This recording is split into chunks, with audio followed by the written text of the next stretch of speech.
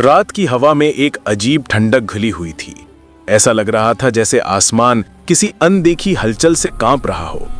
कैलाश पर्वत के आसपास सदियों से रहने वाला बुजुर्ग ऋषि ध्रुवानंद उस रात सो नहीं पा रहा था। वो अपनी कुटिया के बाहर बैठकर आकाश को देख रहे थे और पहली बार उन्हें लगा कि तारे किसी अनहोनी का संकेत दे रहे हैं।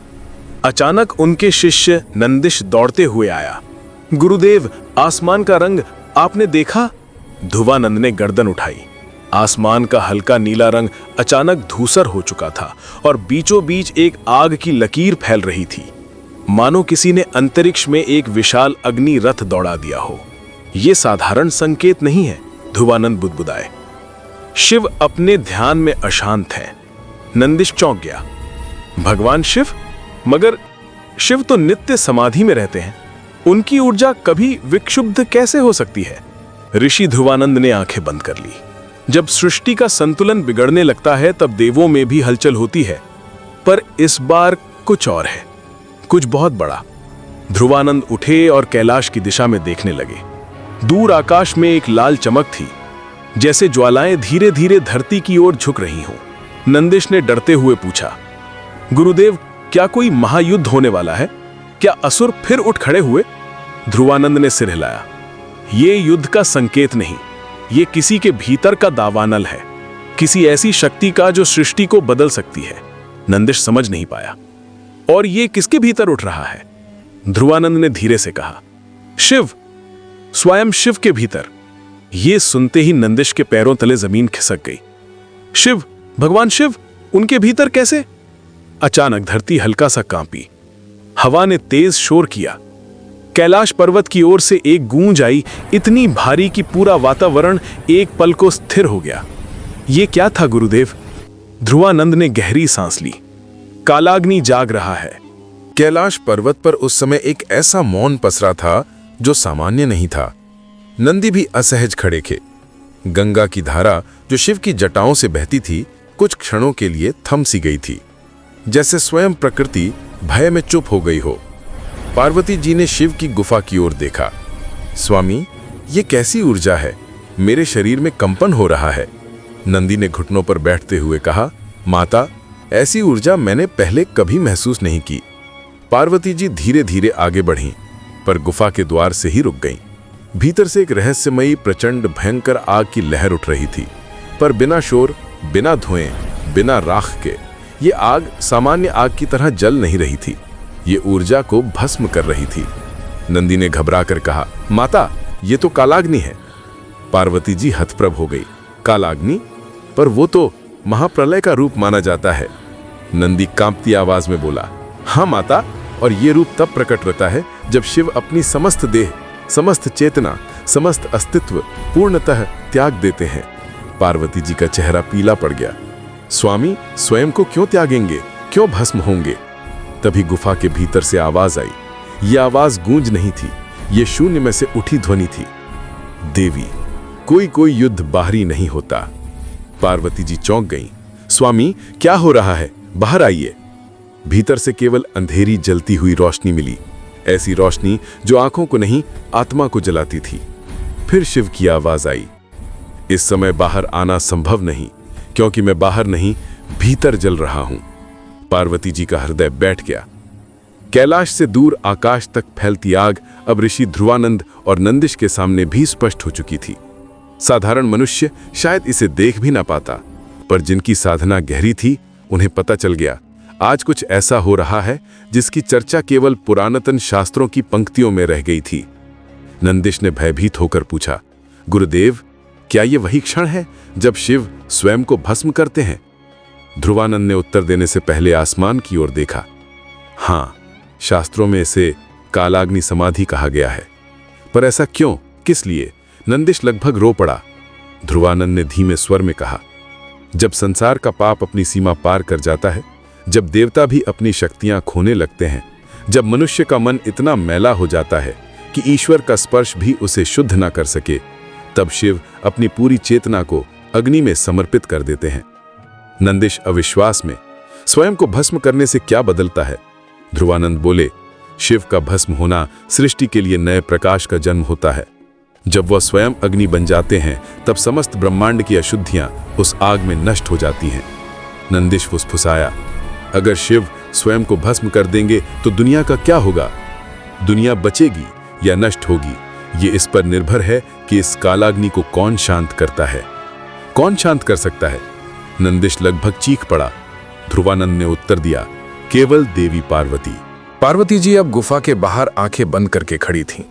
वो अंदर देख भी नहीं पा रही थीं, क्योंकि शिव के भीतर जो आग जल रही थी वो किसी बाहरी शक्ति से नहीं बल्कि भीतर की व्यथा से जन्मी थी। उन्होंने पुकारा, स्वामी, आप क्यों जल रहे हैं? किस पीड़ा ने आपको इस अग्नि में धकेल दिया? भीतर से एक भारी आवाज आई, देवी, ये युग असंतुलित हो चुका है। मनुष्य ने अपने भीतर की करुणा, प्रेम और सत्य को मार दिया है। असुर शक्ति मानव हृदय में ही बस गई है। इस शरीर का कोई उपयोग नहीं रहा। मैं इसे छोड़ रहा हूं। पार्वती की आंखों से आंसू बह पड़े। नहीं, यह महाप्रलय होगा, सृष्टि टूट जाएगी। शिव बोले, प्रलय बाहर नहीं होता देवी, प्रलय भीतर होता है, और वो हो चुका है। पार्वती घुटनों के बल गिर पड़ी। नंदी रोने लगा, प्रभु, ऐसा मत कीजिए। शिव का स्वर अब शांत था। नंदी, समर्पण ही अंतिम सत्य है। हर अग्नि बाहर नहीं जलती, कुछ अग्नि भीतर मरने के लिए भी जलती हैं। अचानक गुफा से इतनी तीव्र रोशनी निकली कि पूरा कैलाश कंपा गया। ध्रुवानंद और नंदेश भागते हुए कैलाश की ओर बढ़े। रास्ते में उन्हें देवगण दिखे, सब आतंक में, सब समझ नहीं पा रहे थे कि क्या हो रहा है। इंद्र चिल्ला रहे थे, ये आग पृथ्वी को चीर देगी। वरुण बोला, मेरे जल भी इसे शांत नहीं कर पाए। वायु ने कहा, मैंने इतनी तप्त ऊर्जा कभी महसूस नहीं की। ध्रुवानंद आगे बढ़कर बोले, नहीं देवे, यह आग किसी तत्व से नहीं बुझ सकती। इंद्र ने पूछा, तो फिर कैसे? ध्रुवानंद बोले, शिव का देह त्याग कोई साधारण घटना नहीं, ये भीतर की पीड़ा के कारण है। इसे बुझा सकती हैं केवल वे जिनमें शिव बसते हैं, देवी पार्वती। इंद्र बोले, पर देवी भी इस अग्नि के पास नहीं जा पा रही। ध्रुवानंद ने आंखें बंद की। तब यह सृष्टि के लिए सबसे बड़ा संकट है। आकाश अचानक लाल हो गया। गुफा के भीतर शिव एक जलते हुए सूर्य जैसे हो चुके थे। उनके आसपास की हर वस्तु राख बन चुकी थी। पूरा ब्रह्मांड उनके भीतर समा रहा था। पार्वती ने कांपते हुए कहा, स्वामी, बाहर आइए, मुझे आपकी आवश्यकता है।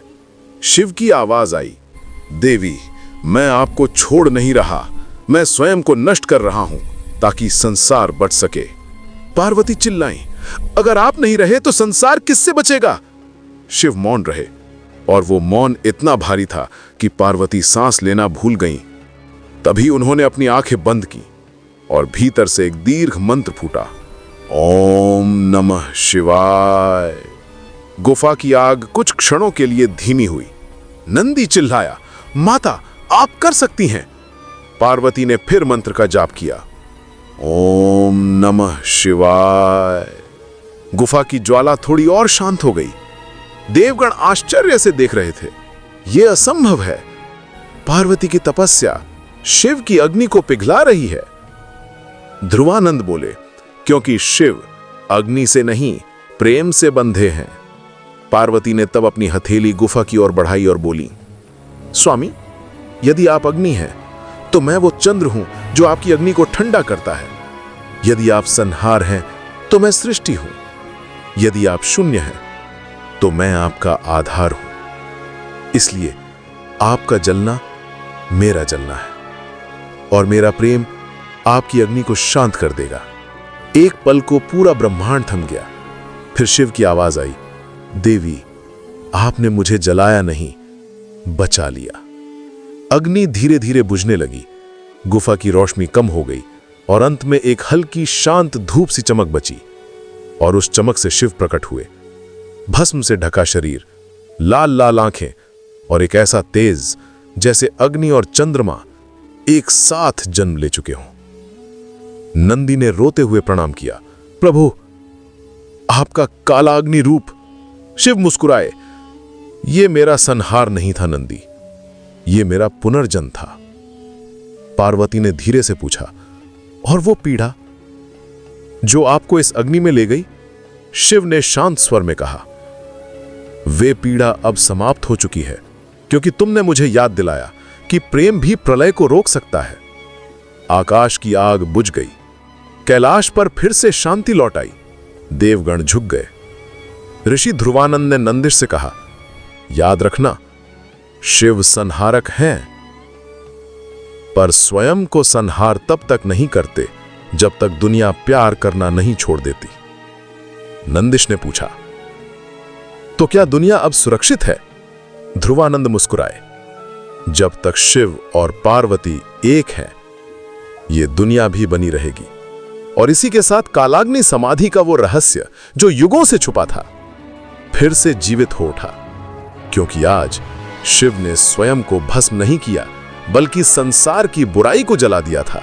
कहानी पसंद आई हो तो चैनल को लाइक, सब्सक्राइब, शेयर अवश्य करें और नई कहानी के लिए बेल आइकन को दबाएं ताकि सबसे पहले आपके पास पहुंच सके।